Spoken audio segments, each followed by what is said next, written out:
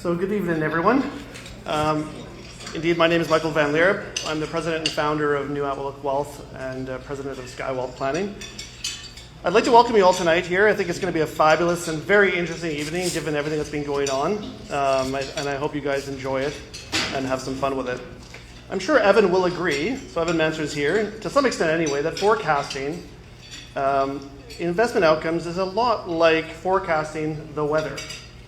Our climate dictates weather. It dictates weather patterns. And while it is changing, we know that, climate is still pretty steady overall. Weather, on the other hand, not so much. And what we're seeing right now, geopolitically, is a bout of extreme weather. The climate is changing, even in the world of investing. But it's the current weather that has us all seeking refuge under the nearest safe shelter.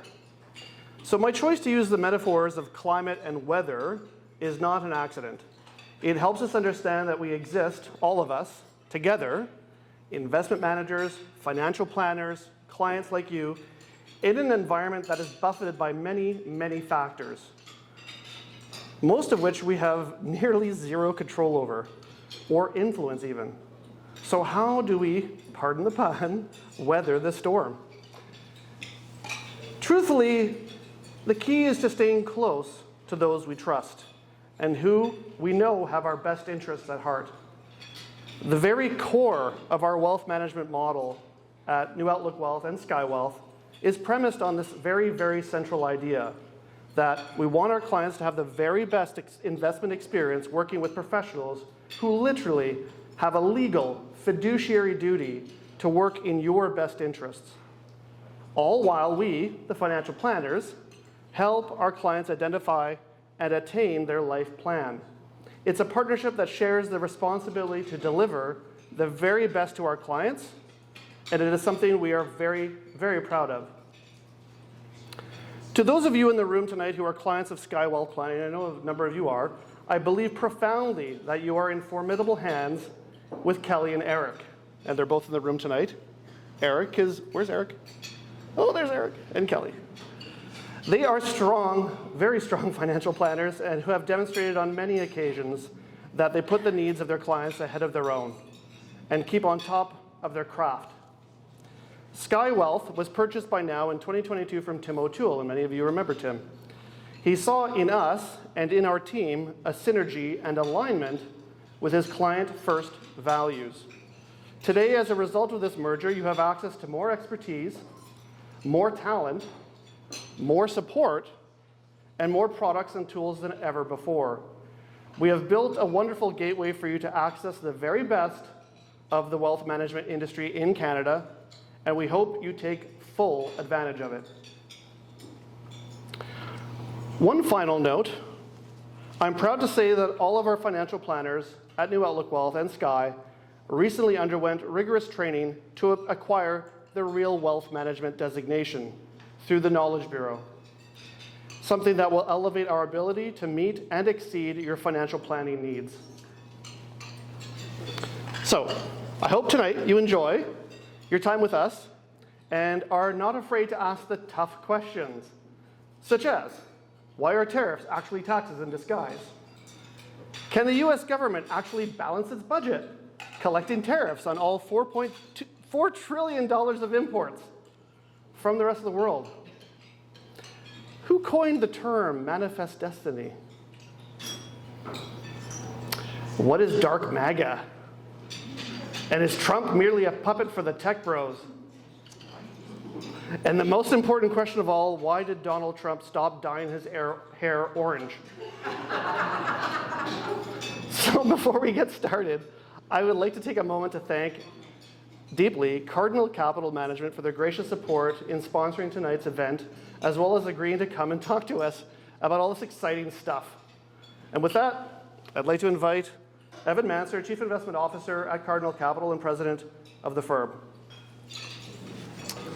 Well, thank you very much, Mike. I'm not sure if I'm going to be able to answer every one of those questions. Those are a couple of tough ones there, but I'll do my best. And I do like the weather-climate analogy, so I may steal that for future, because at Cardinal, we're definitely focused on the long term and the climate. That's how we've designed our portfolios, and that's how we invest.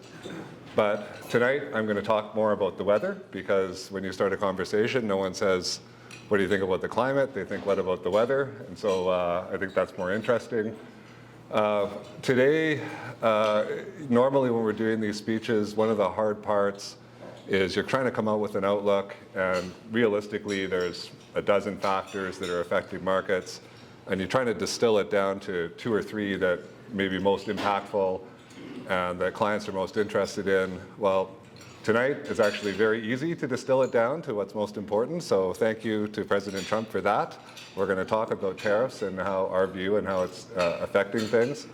The challenge for tonight is that of any speech I've ever made, it's always a little bit tough to predict the short term and what's going to happen in 3 months or 6 months or a year.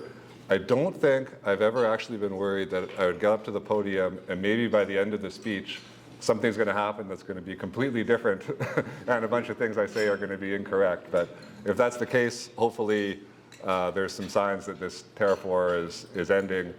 We're hopeful that it is, so ultimately this is a positive outlook. I think to maybe put the question into context, it's probably useful to look back to that 2008 election with, sorry, is that better? Yeah, it's probably better to look back to that election in November, and we can give our thoughts. I think we were very much in consensus. There was kind of 2 minds to this Trump presidency. That number one, there's a lot of positives there. Investors like low taxes. He was campaigning on low taxes. There was probably a pretty big regulatory overreach that had been building up for quite a long time. He wanted less regulation. Investors like less regulation, and then as well as that, it was promising to be a little bit more of a business-friendly administration, which again I think investors wanted. So that was the positive, and we saw markets move up pretty strongly on that optimism. The negative wild card, of course, was the tariffs, and I think our view was sort of similar again to the market, that it's probably going to be some bluster, similar to last time he was elected, maybe a little more, because I think he had a little more unified team and Republican Party this time than last time. So we thought maybe a little bit more, but ultimately we get through it reasonably quickly and move on to the first part of the agenda, which everyone's excited about. Well, then April 2nd, he kind of dropped the tariff bomb, and here we are. Markets are pretty nervous about it.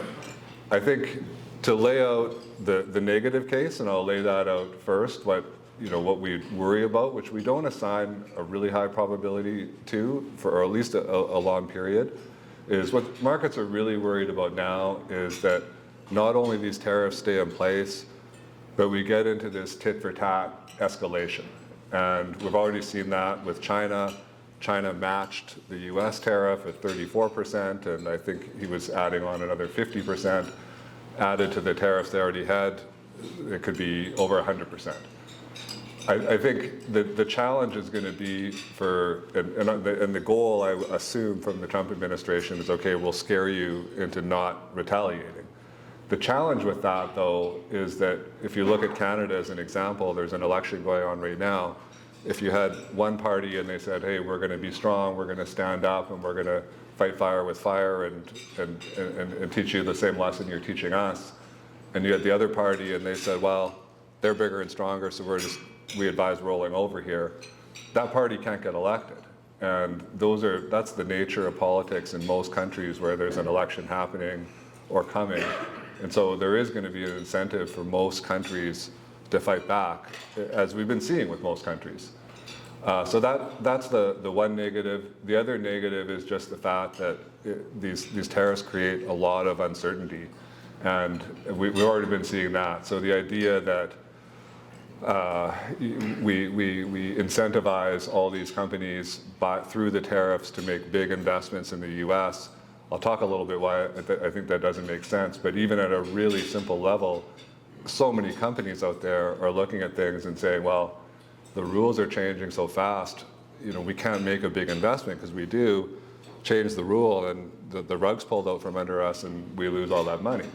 And so I think the idea that we're going to get fast rewards is not going to happen. But all of that said, I think that pressures the Trump administration to come to some sort of a deal. And I'll give our reasons why. And I'm going to keep this speech fairly short because I'm hoping there's going to be a lot of questions. But our reasons why are, number one, that it doesn't make sense. And I'll talk about that. Number two, tariffs were never a really popular idea in the first place, and now they're becoming even more unpopular. And number three is that I think there still is a really good off-ramp for Trump to get out of this and still be in decent shape politically. So where it doesn't make sense, I'll pick on kind of a really egregious example, let's say the garment industry, the apparel industry. And some of you probably, I'm not going to have I couldn't remember every country's tariff, but like Vietnam and Bangladesh, they do a lot of that. So if you look at Bangladesh, I think it's the biggest, but even still, it's a pretty small amount of the global apparel industry. There's 4 million people that work in that industry in Bangladesh. There's only 6.2 million people in the US that are even unemployed in total. So if you actually wanted to move an industry like that to the US, which they've kind of talked about, and a lot of those people, by the way, they're working 60, 70 hours a week in those countries. You probably need to have every single unemployed person just to replace Bangladesh work in that apparel industry. And there's all sorts of other low-wage industries that are being targeted to move to the US. So, and that's assuming the productivity's equal. I would guess that the average worker sewing shirts and underwear in Bangladesh probably, are 4 or 5 times more productive than that pool of applicants looking for jobs in the US. So that part doesn't make sense, and I can't see that there's any way that works. But maybe to pick on a little tougher example, autos, which that's been talked about, and that's more desirable industry to build on. If you look at Canada and the US and Mexico, and I'm going to really simplify here, but I think the point still stands, US has the most technical know-how with digital. I mean, Canada has that too, but probably US more in terms of design and that automation. Canada's got the natural resources, so we have 75% of their aluminum comes from Canada. We produce the steel, we produce the plastic. We've got cheaper energy than in the US, and so that makes sense. The real labor-intensive parts of the car, well, Mexico's got a big labor force of cheap labor, and so again, that makes sense. So we've got a system that is basically working right now. So I think a lot of these companies are going to be extremely hesitant to mess with that, also knowing that the rules could change. There could be an agreement. So I think the number one rule is that it doesn't make sense. And a lot of people say, well, does Trump care whether it makes sense? I don't think he cares. Well, I do think he cares about his popularity and his support, because one of the questions we've got from clients is, geez, how could one person push so much through? It doesn't even make sense. When you look at it, though, I think he came in with a very unified party. Republicans that opposed Trump on any issue really were made to pay for it, and so there was a lot of fear there, and it has allowed him to be really aggressive with this agenda. I think when you go forward, though, this is one of those issues that he's kind of got his hand on the hot stove right now, that there's almost been immediate pain from introducing it, and I suspect that as long as it's in place, that pain will continue. Republican governors and Congress people, they've been hearing from their constituents that are super worried about this. They've been getting lobbied. They're starting to sense that this is not a winning political issue, and we're starting to see more and more of them. It's a little bit of a trickle right now, but more and more of them are coming out, either questioning this or going against it. Some of the big Republican donors are speaking out against this idea, and he needs that support. I think it was Ted Cruz who said that congressional elections will be an absolute bloodbath if these tariffs are in place as is in 90 days. And I think I'd agree with that. So I think there is an increasing amount of pressure on the Trump administration to come to a solution to not keep these in place, or at least not get into this big war of escalation. The last point that gives us some confidence, though, is at this point, and probably for a little while longer, there still is a pretty attractive off-ramp here. So if you wanted to embrace, I don't know how many Trump fans there is here, probably not many. I was in Whitefish, Montana skiing. I booked the trip prior to tariffs, but I went up on the chairlift with probably 10 or so different Americans and couples, and they were all apologizing, saying, oh, we're so sorry. I think there has been, and that's Montana, there has been an erosion of popularity there. But if you wanted to give him some credit, the credit would be, hey, he's adopted this madman theory of politics, and he's scared everyone. Realistically, he probably could get more concessions out of most countries on some of the issues, whether it's Canadian supply management. In our case, some of our industries are a little more protected to American investment. Every country has these, the US has them too. But he could probably extract a little bit more out of things. And hopefully that is something that becomes attractive to him as he talks with his team and he realizes he's losing some support, that he could still come out of this and then do a gigantic victory dance, that he has extracted a lot of these concessions and this has actually been the plan all along. I don't know if it is the plan all along, but I think that off-ramp is there. And so our hope is that he takes it. And so that's still the way we're looking at things right now. And so we think that we will get a turnaround from this tough market that we're in not too long of a period. I'm not predicting tomorrow, but I think in the next few months we'll see some positive developments. Maybe the last thing that I'll leave you with on something to mitigate some of the potential downturn is I do think almost with 100% certainty that we are going to get an offset from governments around the world dealing with this tariff issue. So we've seen this, and I don't know if this is great for the long term, but I think for the short term it probably is good. We've seen this with the financial crisis, then with COVID, and I think we'll see it now, that there will be big government support here. So I think there'll be to affected industries, there'll be money and support handed out. Poilievre was initially against it, Carney was for it. It seems like Poilievre is leaning more towards that now. And so as that money goes out to affected workers, potentially workers unaffected if things are like COVID, I think it does keep the economy going and keep us from really going into a big downturn. And I think that helps offset things as well and maybe gives a little more time to solve this problem. So that's the positive ending that I've got on this one issue. I'm hoping to get some questions. I thought I'd maybe keep it to that for now, but I'm sure lots of you have been reading the newspaper as we have. And we thought that Emily would start this off with some questions. But if anyone has a question they want to ask, feel free to just raise your hand, because that's, I think, what really makes a night great is if we hear directly from you, and we'll jump into it. But Emily can warm you up with a couple, then we'll get going from there. Good evening, everyone. Thank you so much to our hosts for inviting Evan and I to have this chat with you tonight. My name is Emily Burt. I'm Executive Vice President at Cardinal. I've known Evan for a couple of decades now, well, probably more than that. We were thinking and kind of half joking that when we booked this night to spend with you, perhaps we're the ones that brought on the bear market, because it seemed to be timed perfectly. So we wanted to have something to discuss tonight, and now we have lots. So you're welcome. So I have a handful of questions, things that I know I'd like to hear from Evan on, and I'm hoping that it will also be of interest to all of you.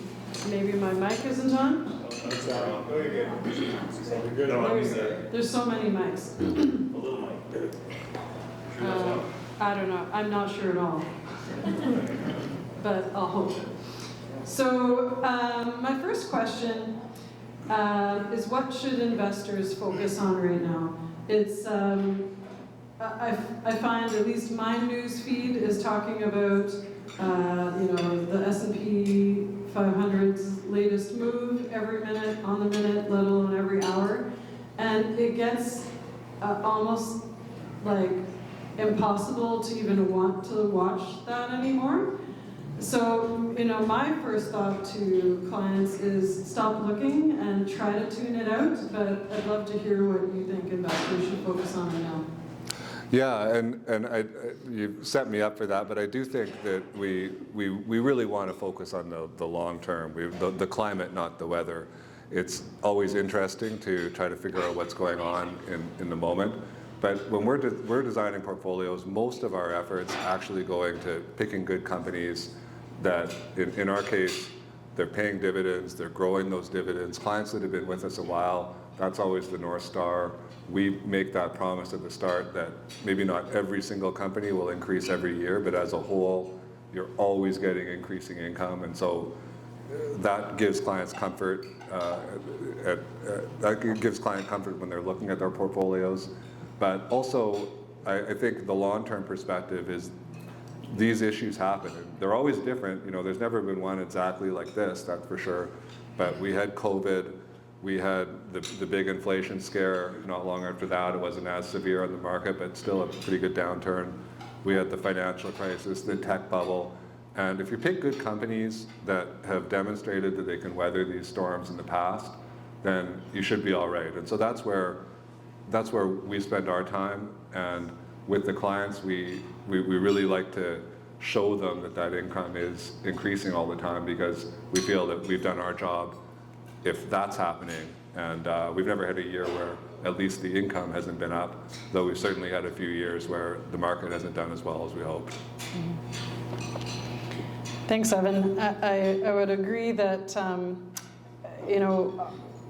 clients that are with a portfolio management firm like Cardinal that is an active manager selecting, the best investments to own for clients, we're not just investing in the overall stock market where you own the good, the bad, the ugly. So if you can just own the best things out there, you probably feel a little bit more confident to weather these storms. Not to mention, as you said, if these investments are all paying you to be patient, you're earning your dividends while you wait things out, the stock prices might go down, but if income can be stable, it's a very different ride for clients, I think. So, and you mentioned some of the past market corrections that we've been through, like, we all had the fun experience watching our portfolios through the financial crisis and through COVID, and now here we are again. And these periods seem to never get easier for investors. It's always this emotional roller coaster. And you question, is it different this time? Should I do something different this time? And I'm wondering what advice you have to any investors that might be thinking, I should get out, I have to take action, and yes, maybe this is market timing, but if they're really feeling that they can't this time around, how would you suggest that they think about things differently? Yeah, we've, as part of our philosophy, we don't try to time the market. We do obviously look at the market, and we'll make some changes within the portfolio according to how we're looking at that. But I'll tell a story. I won't name his name, but there's a portfolio manager that we know, probably a pretty smart guy, and he's professional, but always tends to be a little on the bearish side. He correctly did call the tech bubble downturn. He correctly called the financial crisis in 2009. He was largely out of the market in between then, but anyways, fast forward to 2009, still pretty bearish, about the recovery. And we had the 10 best years ever, and he was out of the market, only 80% cash that whole 10 years. In 2019, at the very end of that run, he finally capitulated. The market was up 13.5%, 14%, and he was up effectively zero, and went all into the market. And then of course we had COVID, and you probably thought, oh, I'm getting struck by a financial lightning bolt here. If you come to today, that was actually the best decision he made, to get in right before a terrible event. As much as it must have hurt, markets still went up, and not right away. But our perspective on it is these things feel like forever when you're in them, but usually you get through it pretty quick. And so you got to ask yourself how yourself from 10 years from now would want you to make decisions, and that's our perspective on getting through these. Is we've got through bigger issues before, and we'll get through this one. Thank you. And if anyone does have a question, please stand up, raise your hand. I think we have extra microphones that will come around to you. Or if you write down your question, Yev will pick it up and hand it over to me. Oh, we have one over there.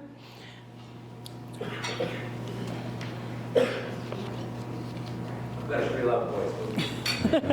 So one of the things I think that we've noticed is that we're very vulnerable because all our eggs are in one basket to the south. So while this presidency should theoretically only last for a few more years, we've already seen a lot of our leaders and business people go to Europe and think about different investment opportunities in Europe. Is that something that you're thinking about maybe for the future, not for short-term investments, but long-term, about different ways that we can invest and grow our partnerships with European companies? And we do invest in European countries, European companies in European countries, and also even the way that we invest, because we're in large companies. The U.S. companies we own have big international business. Even in Canada, some of them do. So we do have some of that exposure within Cardinal, but I think the silver lining that you're kind of drawing attention to there, I think it's a positive that Carney went to Europe. I also think it shifts the focus a little bit. Maybe one thing you could accuse Canada of is because things have been relatively not so volatile geopolitically versus, let's say, in the Cold War, there's been probably more of a focus on how do we divide this pie, who gets this piece, who gets that piece, and less of an emphasis on how do we make the pie bigger.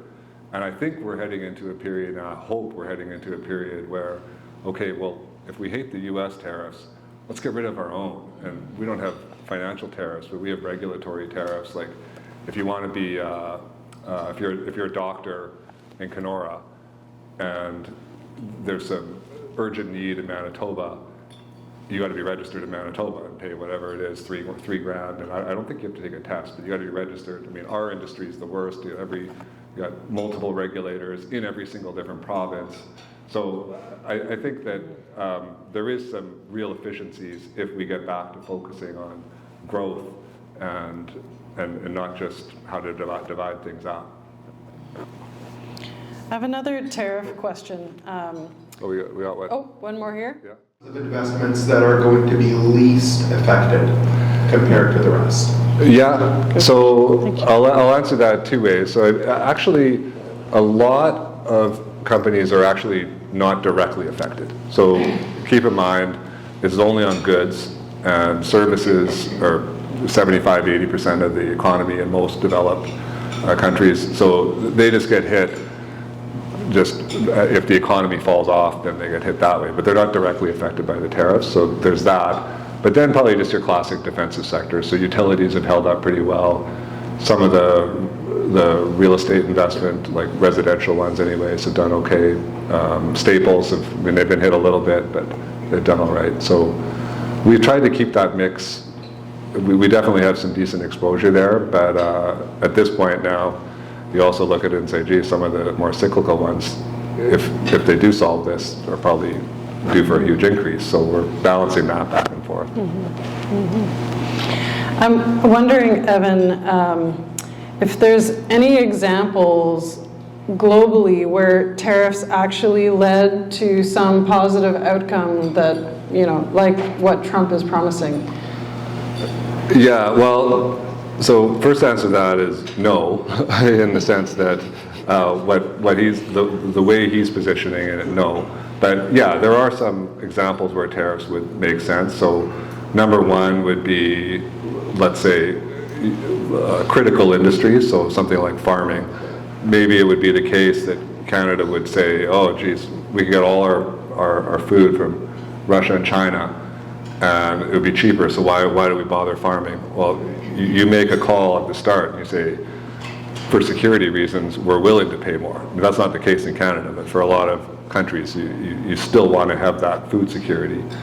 And then maybe the place where it has made some sense is if you've got a growing, developing country. South Korea has been an example there, where they've got an industry like autos.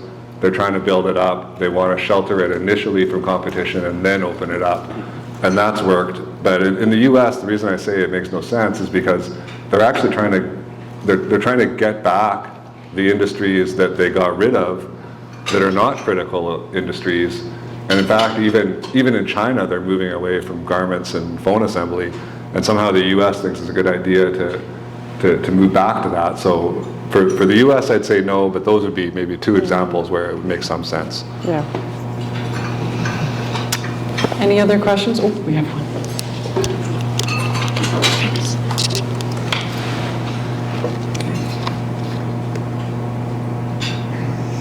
Hi. This might seem like a very simplistic question. Sometimes, because I'm a client of Eric's, I'll ask questions and he gives me a very eloquent answer, and 2 minutes later I wouldn't be able to tell the person beside me what he said. But can you explain tariffs in a very simple manner of where does the money go? Who pays the money? Yeah. Where does it go? And how does it make sense for them to be putting tariffs on us? And how would it make sense for us to be then putting tariffs for us to be putting tariffs on their products? Wouldn't we end up in the end paying something as well, which is what we're saying that they're going to end up doing?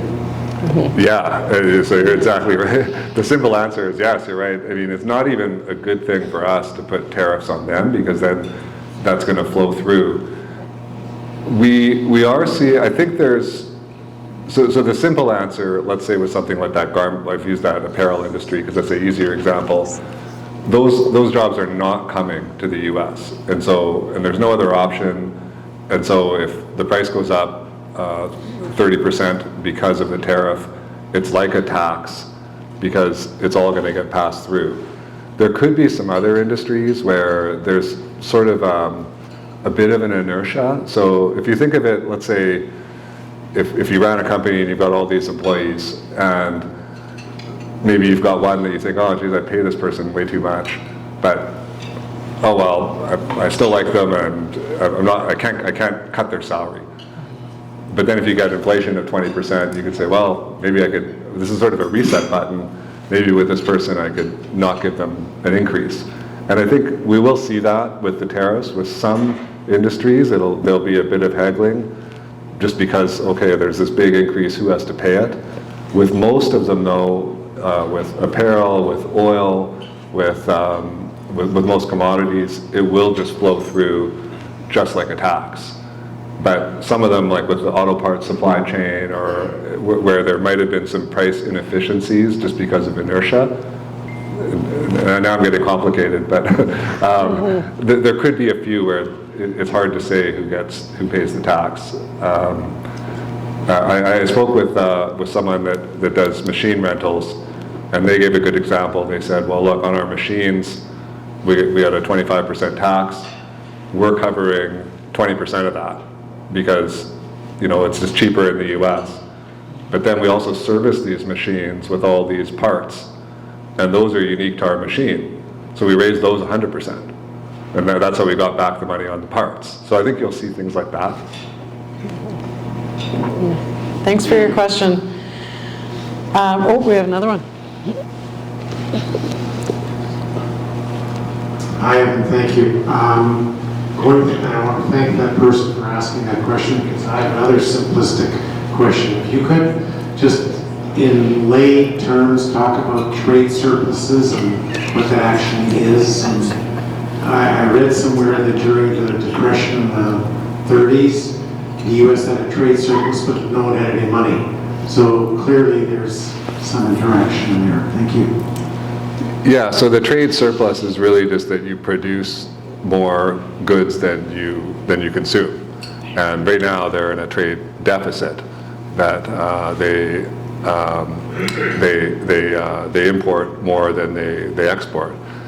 But what was the second part of that question? Well, just a simplistic Yeah. description of what that is. Yeah, so like the really simplistic though is to just imagine in your daily life that you've got surpluses and deficits all over the place. You've got a big surplus with your employer, they pay you money for your service. You've probably got deficits just about everywhere else with the grocery store and the restaurants and the airlines. But it doesn't make sense to go and, like most of those services you need. And so that's where I think the point that I've been sort of, like maybe too complicated, but the simple point I've been trying to make is the US isn't capable of efficiently producing all the goods that they need. And so they gotta have these partnerships. That's why they're around. So it makes no sense to then say, okay, we need to have a balanced trade budget with every single country. Because some you're going to sell to, and some you're going to import to. But then the last piece is they only did it with goods, and as I said, the services are a bigger piece for the U.S. So that was all excluded. So again, it kind of made no sense. Yeah, it's almost like Trump wants to go back to America 1950 before it turned into this service economy, which makes no sense to me because I think it's higher paying jobs for Americans, the fact that it's become a service economy. Why would Americans be looking for minimum wage manufacturing jobs today when there already isn't high unemployment? I can't wrap my head around it personally. So a year ago, if we were all meeting and discussing what was going on in the headlines, it would probably be AI that we're asking Evan about. So I want to know, is AI still a thing, or has it been trumped by Trump? Perhaps AI could have been a better elected US president right now than what we have. I don't know. But I'd love to know where AI is still today, or is it now gone? It's a good question. You almost forget about AI, even though 3 weeks ago that would be a big thing we're talking about. But yeah, I think it is still a big deal, and this is one of the other things to be positive about. A lot of times when you get a real downturn, you have kind of a weak economy, and then it gets hit with a big blow like this, and then the wheels fall off. There was a lot of positives in the U.S. AI was one of them. It ramped up like $1 trillion of spending in just a few years. And I think the defense budget in the U.S. is $850 billion, so it's bigger than that quick. They're building all these data centers for the cloud, utilities, because they need power. It's going to be a big construction effort, so it's going to trickle down, I think, to a lot of industries. And that's still, it's all committed spending. Maybe a little bit it'll be cut back somehow, but that's still going to be big for this next 18 months anyway, even if they start cutting it back in 6 months from now if they get nervous. A lot of that's committed, so I think it'll be a big driver of the economy. So, so far we've talked mostly about Trump and the US. Before we close out the night, I feel like we do have to also remember Canada, and that we have an election in 3 weeks. I'm wondering if you could share with us where you think Canada's headed, what we have to look forward to after this election. Yeah, I think I'm positive on the way this election has turned out. Actually, I think that if it had been before Trump, then Poilievre wins in an absolute landslide, especially if it was against Trudeau. But even against Carney, I think he wins in a landslide. And I think if you're giving him advice, you tell him, look, don't even talk about your platform. Just keep attacking the Liberals because you're so far ahead. Why give them anything to grab onto? Now you've actually got Carney ahead, and I think Poilievre's he's going to have to shift gears. I think he will shift gears and come out with more of a vision and a platform for Canada. He's been coming out with some more ideas than he did. I think it's been a hard shift because he literally felt that oh my God, I was going to win, and now the Trump comes and look what happens. But I think that's also going to force Carney to do the same. I think that the winner of this election is the one that comes out with a real vision for the country, and I think that's a great thing. I think we need that. I'm also happy that Carney seems to be stealing a few Poilievre ideas. Poilievre is probably looking at Carney's platform, wondering which, in a tight race, which is the most popular. And we actually have a fight for the middle voter and the things that people want, rather than the get out the base, the far left and far right. So I think this contest ultimately will be healthy for Canada.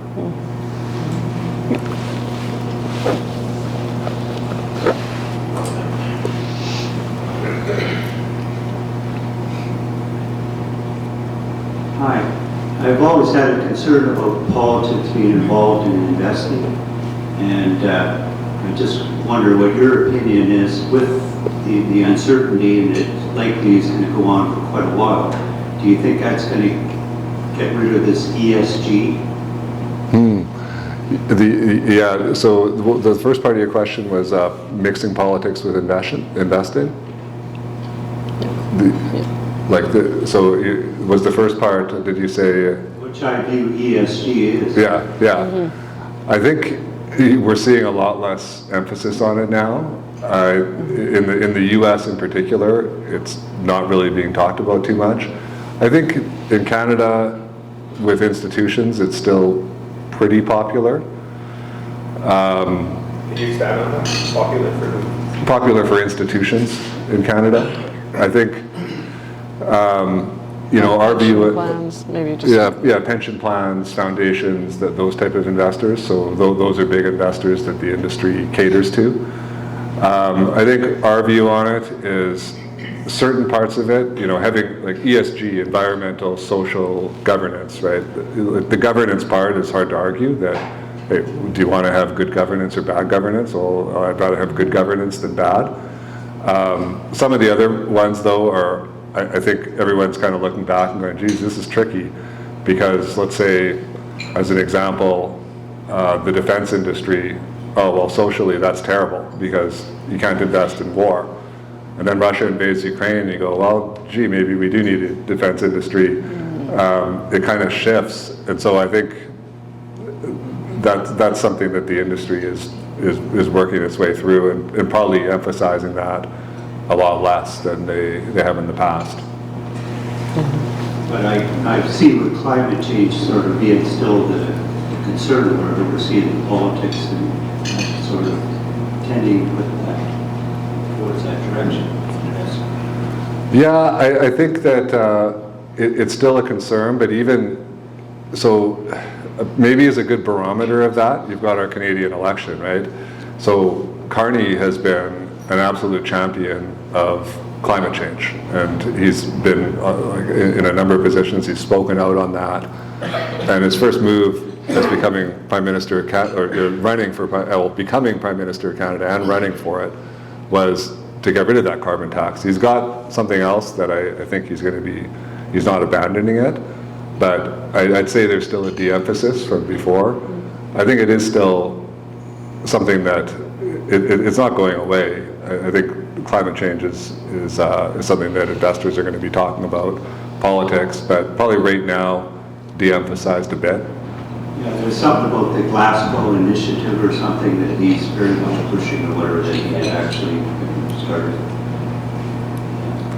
Yeah, and I'm not familiar with that glass full. I do know that he's been involved with a lot of that, though.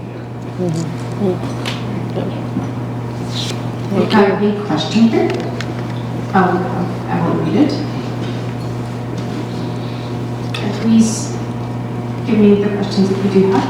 There's more. There's one more. Great. If we're only thinking in terms of the economy, would there be any benefit to the proposed 51st state idea? Yeah, that's a tough I like one. that one. I mean, so here's the fear with that one. I don't think there's an appetite for that in Canada. I think, though, that we have to watch our politics here and come out with policies for the whole country. I think where the vulnerability is is there is tension east and west in Canada. There always has been. And I think the real risk would be that some sort of an offer is made to Alberta. I mean, I'm not putting that as a high risk, but maybe, I don't think BC would be interested in that, but maybe Alberta and Saskatchewan, there's lots of commodities there. They always complain they don't get a fair shake, and maybe they don't. So that would be, I think, I don't put a high odds on it, but and I don't think that this really is something that has much of a chance of happening, but if it was going to happen, that would be what I'd be worried about. And I think the political leaders have to keep that in mind, that would be bad if that threat came up. There's been interesting movement within Canada. Suddenly provinces wanting to break down barriers and borders like never before, and perhaps if this all does come to fruition and Canada is a much more open provincially country than we were before, we can all thank Trump for it later. But I'm wondering, are there any other benefits that you can see coming out of all of this for Canadians? Yeah, I think sort of as I said before, that if we can break down some trade barriers here, really focus on growth in Canada, have some programs to invest, I think and diversify with other countries. I think that to me would be the big win for Canada, is that we use this as a time to say, okay, we're in a period of economic warfare here, and maybe this will happen again in the future, so we want to put ourselves in the best spot to deal with this, and that's having a much stronger economy than we've got now. And I think that could happen in Canada. So I mean, that would be the silver lining to all this. Questions from the audience? Couple more? Yes. So we have a question at table 3 and a question at table 7. I'll start with 3.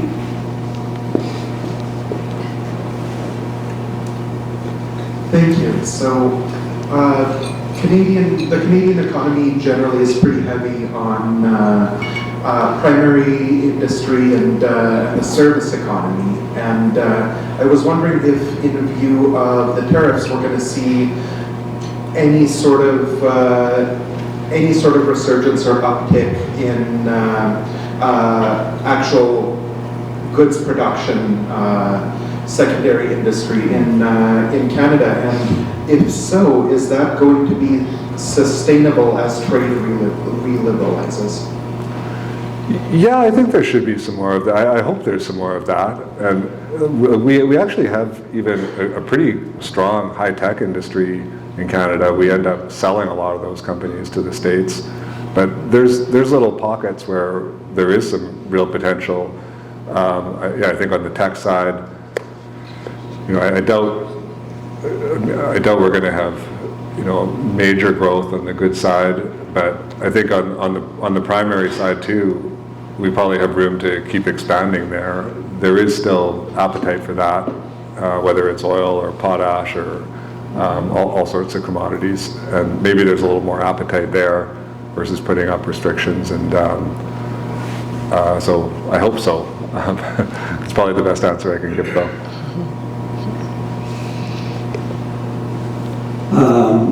You brought up Alberta and Saskatchewan in terms of your answers.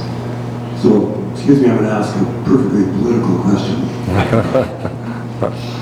I read Andrew Coyne quite a bit. One of the things that caught my attention was he made the observation that when you ask the question, what province in Canada has the highest standard of living? Not the highest cost of living, the highest standard of living. And he says, well, it's Alberta, followed by Saskatchewan. And then he says, well, what province in Canada has had the highest standard of living for the last 20 years? Alberta, followed by BC, not Saskatchewan. Alberta, followed by BC. So it begs the question, I think, well, what is it that we're missing here? And why is Alberta so pissed off? Is there some rule that says Alberta has to have the highest standard of living in Canada all the time? So it's a perfectly political question, I'm sorry. As an investor, what do you do with that? Yeah, and I'm going to try to give a non-political answer to a political question. So I think people outside of Alberta, like if you view Canada as a union, all for one, one for all, then yeah, this wealth should be shared. It's a Canadian commodity and resource. But then if you're an Albertan, you're probably not thinking that way. You're thinking, well, wait a second. Like if aluminum was a huge, as big of a product as oil, would Quebec be sharing this with us? You know, would they be sharing hydropower with us? Would Ontario be sharing all the automobile? They probably view it more regional, right? That this is our wealth. So it kind of becomes a question of whose is this really? I brought up those two, Alberta and Saskatchewan, because you're right, they do have the highest standard of living, but just as the ones who'd be most susceptible to, you know, an offer. So there's some risk there. And they haven't really, I mean, Quebec's the one who's talked about secession, but they've even talked about that comes and goes with Alberta. Like it's not as, they're not saying they're going to have a referendum, but they've made moves in that direction. So I'm just saying it's a risk for Canada is the non-political answer. Well, hopefully all of this will continue to lead to Canadians and provinces coming together, not wanting to split apart. That's certainly my hope, but I guess we'll see. Oh, we have one more. I'll just ask a quick question. If the U.S. is successful in eliminating their budget deficit, as well as reducing regulations, invoking entrepreneurial spirit down in the U.S., are you considering a long position on U.S. equity holdings, and maybe even an overweight position if they are successful in that? We haven't changed our weighting. Right now we've got about 30, a little over 30%, a little more than a third U.S. But I don't think they will be successful with that. A lot of, just if you're not looking at the actual numbers, just reading the narrative, it feels like, oh, Canada's been this huge spending economy. Our deficit to GDP is 1%. Theirs is, as of last year anyways, it was like 6-7%, which is more than a third of the government spending that they do. So even with these tariffs, even if it was all successful, they're talking about $4 trillion over 10 years. I still don't think it solves that deficit problem. They got to cut a lot of things, and I don't think there's anything being talked about right now that's really gonna do that.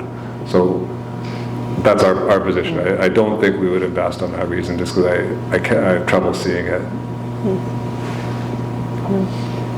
Thank you.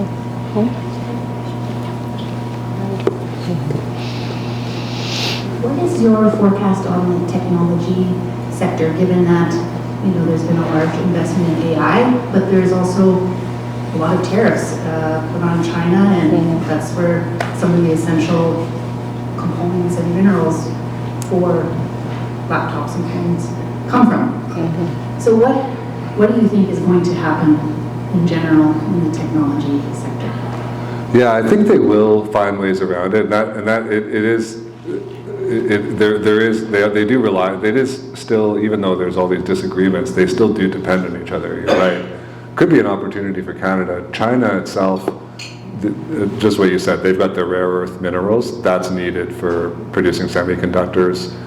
There are other places where you could get those. It's just there's no mines there for them. Like we have them in Canada. They're in other countries. So that would be an example of something we should do. Give us some leverage going forward.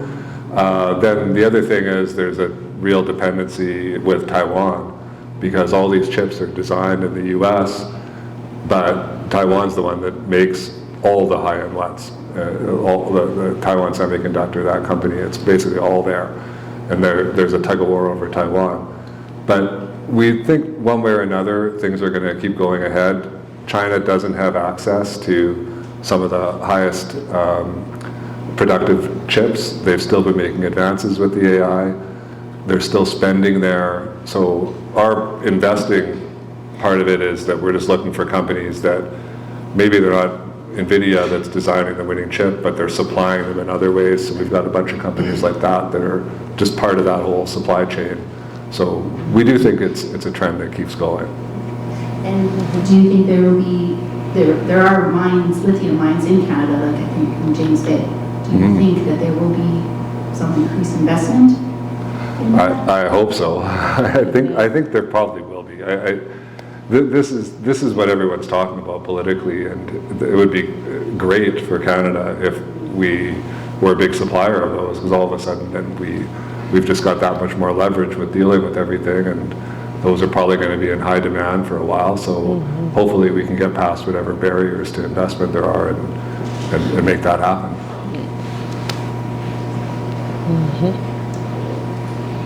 Does any written questions? Okay. Looks like we might be ready to wrap up. So I'm going to say thank you to Evan for answering all those hard questions. I hope we covered every topic that was important for you to hear about tonight. I think we did a pretty good job. We covered a lot. And I know the meal was amazing, so thank you very much to the Qualico Family Center and their staff for the amazing service tonight. Thank you so much. And to everyone that spent this evening with us, thank you so much. We really appreciate your time. It's, I hope, valuable to you, but it's also extremely valuable to us to hear from our clients and business partners and understand what's on your mind and what you're worrying about. And it's certainly what we're worrying about. And hopefully not everything tonight sends you home with a feeling of doom and gloom. Some good things will eventually come from all of this. It's just going to be a matter of time.